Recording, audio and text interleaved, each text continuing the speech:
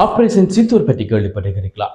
இன்று உலகளாவிய ரீதியிலே பாகிஸ்தான் மற்றும் இந்தியா நாடுகளுக்கும் இடையில் மிகப்பெரிய ஒரு பனிப்போர் மூன்று கொண்டிருக்கக்கூடிய இந்த சமயத்தில் தான் இந்தியா பாகிஸ்தான் மீது இந்த ஆபரேஷன் சிந்தூர் என்கின்ற தாக்குதலை நடத்தியுள்ளது.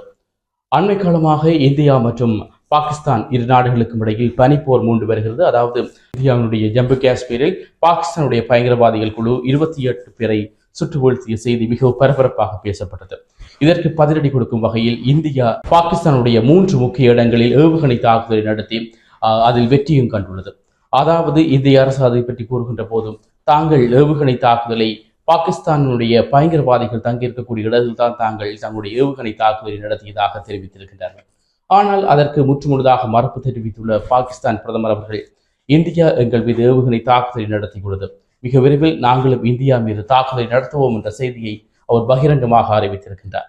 இது ஒரு புறம் இருக்கின்ற போது உலகளாவிய ரீதியிலே காசா ஹமாஸ் போர் மற்றும் உக்ரைன் ரஷ்யா போர்கள் நடைபெற்றுக் கொண்டிருக்கக்கூடிய சூழலில் தற்போது இந்தியா மற்றும் பாகிஸ்தான் இரு நாடுகளுக்கும் இடையில் போர் மூண்டிருப்பது உலகளாவிய ரீதியில் இருக்கக்கூடிய மக்களுக்கு பெரும் அச்சத்தை ஏற்படுத்தியுள்ளது.